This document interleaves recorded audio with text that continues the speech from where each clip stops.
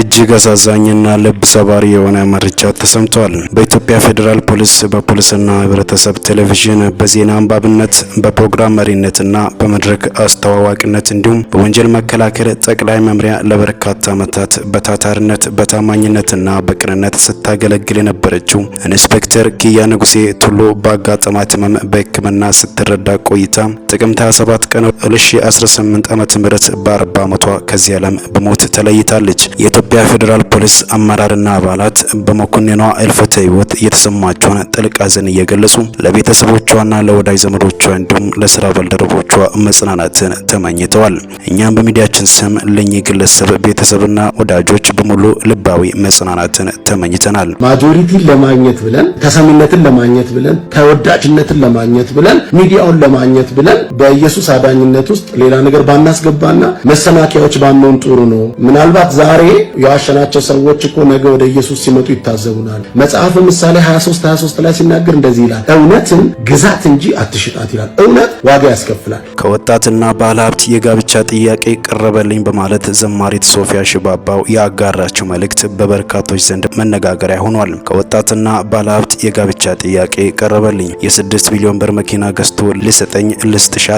ዘማሪት ሶፊያ ሽባባው እኔ የተወለድኩበት አካባቢ ያደገ አማርኛው ደስ የሚል የገጠሩን ለዛ የተላበሰ አንድ ወጣት ባለሀብት ጎበዝ ነጋዴ በሰዎች በኩል አስተዋውቁኝ ብሎ ተዋወቀኝ። ምን ያህል ስራዎችን እንደሚያደንቅና እንደሚወደኝ ነግሮኝ የጋብቻ ጥያቄ አቀረበልኝ። እኔም ስለ ቀና አመለካከቱ አመስግኜ በጌታ ነህ ወይ ብዬ ስጠይቀው አይ ጌታን አልተቀበልኩም፣ አንቺ ጥያቄን ከተቀበልሽ ጌታን እቀበልልሻለሁ አለኝ። ልጁ ፍጹም የዋህና ቀጥተኛ ሰው ነው። እኔም ለኔ ብለ ሳይሆን ለራስ ብለ ተቀበል ብዬ ጌታን የመቀበል ጥቅሞችን አስረዳሁት። ከዚያም አንድ የሚወደው አገልጋይ ጠርቼ እሱ እንድጸልይለት አደረኩ። በነጋታው ይሄው ነጋዴ ደውሎ እንሳ አለኝ፣ ጌታን ተቀበልኩ ባይ አሁን ፍቅራችንን እንጀምር ስለኝ አሁን የደህንነት ትምህርት ተማር፣ ከዚያ በኋላ ነው ደግሞ የጌታ ፈቃድ መሆኑን መወያየትም መጸለይም የሚቻለው፣ አሁን ስለምንም ጉዳይ ማውራት አይፈቀድም ስለው ራ እና ከተማርኩ በኋላ እንጃል ብትኝስ ስለኝ እና በመማር የዘላለም ህይወት አተርፈ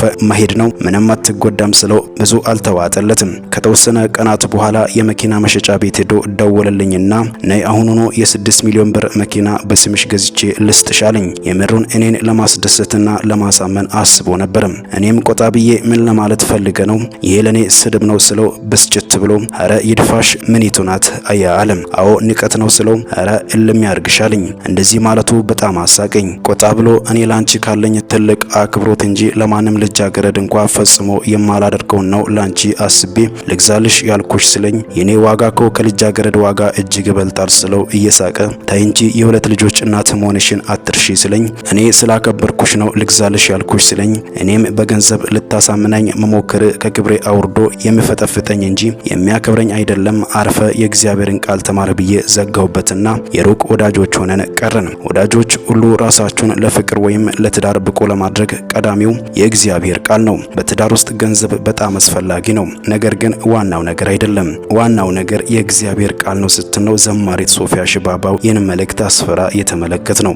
መጽሐፍ ቅዱሳችን እንደሚናገረው እንግዲህ ሰው ሁሉ ኃጢአትን ሰርቷል፣ የእግዚአብሔርም ክብር ጎሏቸዋል።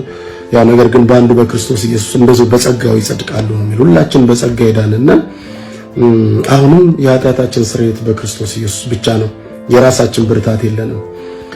ነገር ግን ሰሞኑን አንድ ነገር በልቤ አለና ለሰው ልጆች ሁሉ ቤዛ የሆነ ለሰው ልጆች ሁሉ ምትክ የሆነ የሰው ልጆችን ከሚመጣው ፍርድ ቁጣ ከገሃነመ እሳት የሚያድነው ኢየሱስ ክርስቶስ ነው።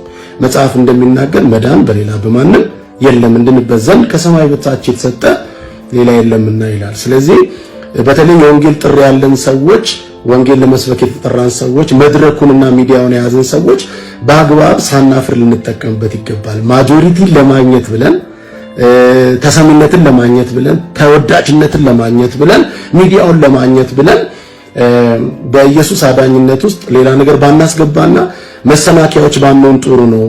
ምናልባት ዛሬ የዋሸናቸው ሰዎች እኮ ነገ ወደ ኢየሱስ ሲመጡ ይታዘቡናል።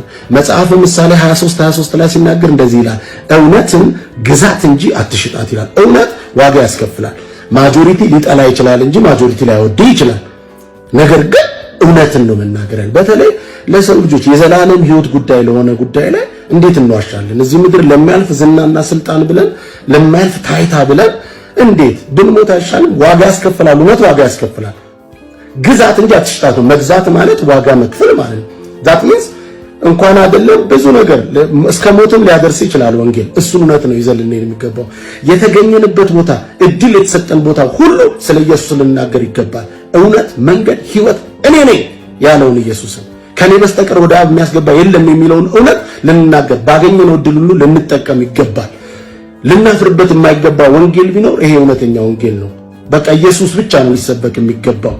ምክንያቱም ሐዋርያው ጳውሎስ እንደዚህ ያለ በወንጌል አላፍርምና ይላል። ወንጌል አያሳፍርም። ስለዚህ የዚህ ዓለም ዝና፣ የዚህ ዓለም ስልጣን፣ የዚህ ዓለም ታይታ የሚያልፍ ነገሮች ናቸው። ለሚያልፍ ነገር የማያልፈውን የዘላለም ሕይወት ላይ መንገድ ዘጊዎች አንሁን። እውነት እንናገር። ኢየሱስ ያድናል። አብዛኛው የሚቃወሙን ሰዎች ስታስተካክልም በማስተካከልም ተቃውሞ ነው የሚቀጥሉት። ለምን?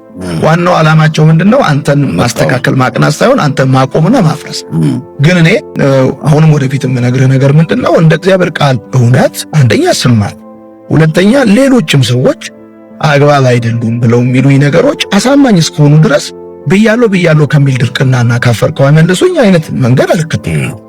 ሰሞኑን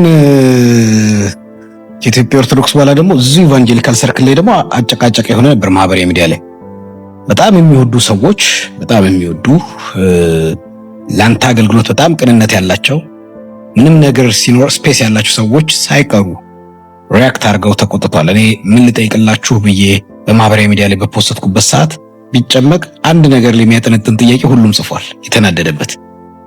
ለሱ ምክንያታቸው ደግሞ አንደኛው አስተምሮ ነው። ከዓመታት በፊት ዮናታን ሰው መንፈስ ነው የሚለውን ትምህርት በሚያስተምርበት ሰዓት ምንድነው አልታመነልንም፣ እኛ በማንጠብቀው ቦታ አግኝተናል ብለው ንዴታቸውን በደንብ ገልጸዋል። እና ትምህርት ቀይረን ሄድከው የባቡ ትምህርት አሁን እንዴት ሆነ የሚለውን ትምህርት አልቀየርኩም። የምቀይርበት ምክንያት የለም። እኔ በሰው ለእንትና ነው ያመንኩበትን ነገር ለመናገር ወደኋላ ብዬ አላል። እውነት ለመናገር እዛ መሄዴ ለምን በጣም ልዩ እንደሆነ አልገባኝም። ለምን መሰለህ? ከኔ በፊት ብዙ ሰዎች በስም መጥቀስ ይቻላል። ጋሽ በቀለ ወልደ ኪዳን ሄደዋል። ዶክተር ቶሎሳ ጉዲና ሄደዋል። ዶክተር ገመቺስ ሄደዋል። እንደዚሁም ደግሞ ፓስተር ሄኖክ ሄደዋል። ሌሎችም አገልጋዮች ሄደዋል። የኔን መሄድ ልዩ የሚያደርገው ነገር ብዙ አይታየኝም። አንደኛው ነገር ከጋሽ በቀለ ወልደ ኪዳን በላይ በክርስትና ሕይወት ውስጥ እኔ አሻራ ያለኝ ሰው አይደለሁም ማለት ይችላል። ሲሄድ ግን በቃ ዋናው ጉዳይ መሰል ዮናታን ምን ሊሰጥ ሄደ ነው ልሰጥ ነው የሄድኩት። ከዛ በተረፈ ግን ትምህርቴን ቀይሬ አይደለም። ትምህርት መቀየርበት ምክንያት የለም። ወደፊትም ሰው መንፈስ ነው ብዬ ማላምንም አላስተምርም። በሰው ለንተና ነው። ይሄ መሰረታዊ ጉዳይ ነው። ለምሳሌ ሐዋርያው ጃፒ የምትመለከት በጣም ላበብል ሰው ነው፣ ቅን ሰው ነው፣ የፍቅር ሰው ነው፣ መልካም ሰው ነው። ከዛ በተረፈ ግን እኔ ጋር ያለውን ነገር ሼር ለማድረግ እኔ ጋር ያለውን ነገር ለመስጠት የትም ቦታ እድል እስከተፈጠረልኝ ድረስ ሄጄ ማለትበት ምክንያት የለም። በየትኛውም ቦታ የእግዚአብሔርን እውነት ለማስተማር ወደኋላ አለ። ከዛ አንጻር ነው እንጂ ትምህርት ቀይሬ አይደለም። ትምህርት መቀየርበትም ምክንያት የለም። በመድረኩ ላይ አንዳንድ የተናገርካቸው ንግግሮች ማህበራዊ ሚዲያ ላይ ሰዎችን አበሳጭተዋል። ከ30 ሺህ ጫማ ከፍታ በላይ የበረረን ነው ብላል። ይሄ ከፍታ ለአብቀኝ ካለው ከፍታ ጋር የተጠጋጋ ይሁን ያነሰ ይሁን ባይታወቅም ግን ያንን እንደናክ በቃ ዮናታን ያለበት አሁን ሌቭል አለ፣ ሌላውን ህዝብ ንቋል የሚል ስሜት ፈጥሯል። ሌላም እንደዚያ ይሁት እነሱ የሚማሩበት ትምህርት ቤት እኛ ዳይሬክተር ነው ብሎ ምናልባት ለማን እንደሆነ አላቅም፣ ማህበራዊ ሚዲያ ላይ ለሚተቹ ሰዎች የተሰጠ ምላሽ ይሆን አላቅም፣ ግን በዛ መድረክ ላይ እንደዚህ ንግግሮች እንትን ብሏል። ከዛ ከመሄድ በላይ ደግሞ ኤክስፔክት ያደርጉ ስለነበር ምን ሊያወራን የሚለውን ዮናታን እነኚህ ንግግሮች ደግሞ በጣም ኦፌንድ አድርጓል ሰዎች። ባይተው ቋንቋ መግባቢያ ነው። ይሄን መግባቢያ ለመግባቢያ የሆነውን ቋንቋ ለመዋጊያ አድርገህ መቀየር ያንተ ጉዳይ ነው። እኔ 30,000 ጫማ ከፍታ ብዬ ስል ከእንዴት ነው በተለየ ሁኔታ ስለማለት አይደለም። ለምሳሌ አሁን አም ሪስፖንሲብል አይደል? ቤተክርስቲያን መናለው አገለግላለሁ። ማንም ሰው እንኳን አንተም ብትሆን ሌላም ሰው ቢሆን ብዙ ነገር እንባላለን። ለምንባለው ሁሉ ግን መልስ አንሰጥም። መልስ እንስጥ ብለን ብንል ሰው ምንድን ነው የሚለው? ለምን ነው ወርደህ መልስ የምትሰጠው ይላል። ከየት ነው የምትወደው? ሰው ራሱ 30,000 ጫማ ከፍታ ላይ ነው እያለ ነው መጀመሪያ ማለት። አይ እሱ ማለት ወይ ቋንቋ ነው የቋንቋ ጉዳይ እንጂ የሜትር ጉዳይ ወይም ኪሎ ሜትር ምናምን ጉዳይ አይደለም። ነህምያ እኮ ተናግሯል አይደል? ብዙ ስራ አለብኝ እወርድ ዘንድ አይችልም ማለት ምን ማለት ነው? ብዙ ኃላፊነት አለ፣ ብዙ የምንሰራው ስራ እንጂ መልስ መስጠት እኮ አቅቶን አይደለም። አሁንም ግልጹ ስነግር በተለያየ አቅጣጫ ለሚነሱ ጥያቄዎች መልስ መስጠት አቅቶናል፣ መናገር ስለማንችል አይደለም። ነገር ግን የምንሰራው ስራ ይበል፣ ለምንሰራው ስራ ጊዜ አልበቃንም እንኳን መልስ ለመስጠት አላረ ባይተወይ አንተ እስክታቀኝ ድረስ እኔ እስከምታቀኝ ድረስ አይም ሲምፕል፣ በጣም ሲምፕል። ማንም ነው ኢዚሊ አክሰስ የሚያደርገኝ። ምንም የተለየ ልዩነት ከማገለግለው ህዝብ ጋር ኖሮኛል። በነገራችን ላይ በየዕለቱ በቤተ ክርስቲያናችን ውስጥ የእግዚአብሔርን ቃል ከማገልገሌ በፊት ዲያቆን ነኝ። እኔ ቆሜ አስተናግጄ ነው የማገለግለውን ህዝብ ከማገልገሌ በፊት በድቁና ነው የማገለግለው። ምንም ራሴን በስፔሻል ሁኔታ አስቀምጬ ማላቀም እንደዛም ተፈጥሮም የለኝም። ዋናው ሐሳብ ምን ወደ ጭቅጭቅ፣ ወደ ንትርክ፣ ወደ ጠብ አላረም ወደ መመላለስ አንወርድም። በቃ ስራችን ማስተማር ነው። ስራችን የእግዚአብሔርን እውነት መግለጥ ነው። ስራችን እግዚአብሔር በረዳን ጸጋው በበዛልን መጠን ለሆኑ ወጣቶች የእግዚአብሔርን እውነት ሼር ማድረግ ነው የኔ ልብ ሐሳብ። ስለዚህ እንዴት ነው በሌላ መልኩ አሁን በሚታሰበው መልኩ አይደለም ወደ ጭቅጭቅ፣ ንትርክ፣ ወደ አሉባልታ፣ ሐሜት፣ ጠብ ምናምን አንወርድም እንጂ መልስ የለንም ማለት ነው። ማህበራዊ ሚዲያ ላይ ያለውን ቀይ የትችት አካሄድ ነው። ቅርብ ጊዜ አንድ ትምህርት አይቻለሁ። ከዚህ በፊት እንትን ስትል አንድ ቤተክርስቲያን ሄድ ያገለገልክበት አይቻለሁ። አይ ቲንክ ፊቤ ቤተክርስቲያን ይመስለኛል። አንድ ፕሮግራም ላይ እኛ ቤተክርስቲያን እየመራን ነው፣ ልጆች እናጠምቃለን፣ ተከታታይ ትምህርት አስተምረን ምናምን ነው ሪስፖንሲብል ያልሆኑ ሰዎች ናቸው ማህበራዊ ሚዲያ ላይ የሚተቹም ትላለህ። ሁሉም እንደዛ ናቸው? አንተ በዛ በማህበራዊ ሚዲያ ወንጌልን የሚያስተምሩ ለብዙ ሰዎች መዳን ምክንያት የሆኑ ሰዎች አሉ። ቁም ነገር የሚያወሩ ሰዎች አሉ። አት ሴም ታይም ደግሞ በሌላ ዓላማ ደግሞ የተሰማሩ ሰዎች እንዳሉ እኮ መናገር አይጠበቅብኝ አይደለ? አሉ እንጂ በጣም የሚገርም ህይወት ለዋጭ የሆነ መልእክት የሚያስተላልፉ የሚያስተምሩ ሰዎች። የማህበራዊ ሚዲያ አገልግሎት ለቤተክርስቲያን ስጋት ነው በዚህ ዘመን ሚዛኑን ካልጠበቀ። አሁን ያለው ነገር ሚዛኑን ጠብቋል ብለህ ታምናለህ? በተወሰነ መልኩ ሚዛኑን የጠበቀ ነው ብዬ አላምንም። ምክንያቱም አንተ ማህበራዊ ሚዲያ ላይ ማገልገል መልካም ነው። አት ሴም ታይም ግን በሎካል ቤተክርስቲያን ውስጥ ደግሞ ኃላፊነት መቀበል፣ ቀንበር መሸከም አላረ ከወንድሞች ጋር ህብረት ማድረግ ደግሞ ተገቢ ነው። ከመታወቅ የሚያልፈውን የፍቅሩን ባለጠግነት ታውቁ ዘንድ በወንድሞች ህብረት መካከል አረ የሚለው መጽሐፍ የፍቅሩ ባለጠግነት የሚታወቀው በወንድሞች ህብረት መካከል ነው አይደል? ስለዚህ በቤተ ክርስቲያን ውስጥ ስትሆን ፕሮቴክሽን ታገኛለህ፣ ፕሮቪዥን ታገኛለህ አይደል? መንፈሳዊ አቅራቦት ታገኛለህ።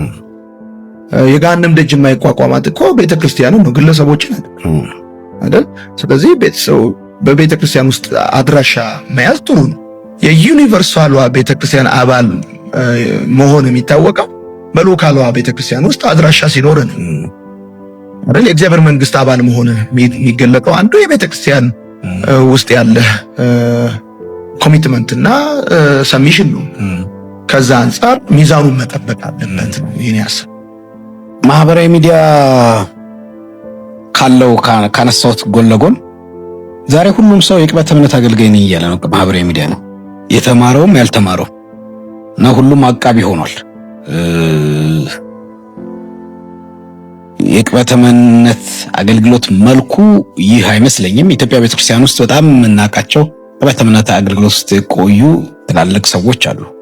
እና ዶክተር ተስፋዬ ለበሬ እና ጳውሎስ በፍቃዱ እነሱ አገልጋይ ሲሳደቡ ወይም በዛ መልኩ ሲያቅቡ አይቻላቅም። ግን ቲክቶክ ላይ ምንተም ላይ መጥቶ የሚያወራው ራሱን እንደ ቅበት እምነት ነው የሚያዩና ቅበት እምነት በኢትዮጵያ ቤተክርስቲያን አገልግሎት ምንድነው? ዛሬ ያለውን የቅበት እምነት አገልግሎት እንዴት ታየዋለህ? አንተስ ከመጽሐፍ ቅዱስ አኳያ ቅበት እምነትን እንዴት ነው ዲፋይን የምታደርገው? በመሰረቱ በጣም አስፈላጊ በጣም ጠቃሚ አገልግሎት ነው የቅበት እምነት አገልግሎት፣ ምንም ጥያቄ የለውም። ይሄ የሐዋርያው ጳውሎስ አብዛኛዎቹ መልእክቶች የቅበት እምነትን መሰረት ያደረጉ ነው። የስተት ትምህርትን ከመከላከል አንፃር የጻፋቸው በጣም ብዙ መልእክቶች አሉት። ነገር ግን የቅበት እምነት የማን ስራ ነው የማን ኃላፊነት ነው የሚለው ነገር በእኔ እምነትና መረዳት ቅበት እምነት ለምሳሌ ጳውሎስ ያቀባቸው የተከላቸውንና የመገባቸውን ቤተክርስቲያኖች ነው። ቅበት እምነት የመጋቢዎች ስራ ነው ብዬ ነው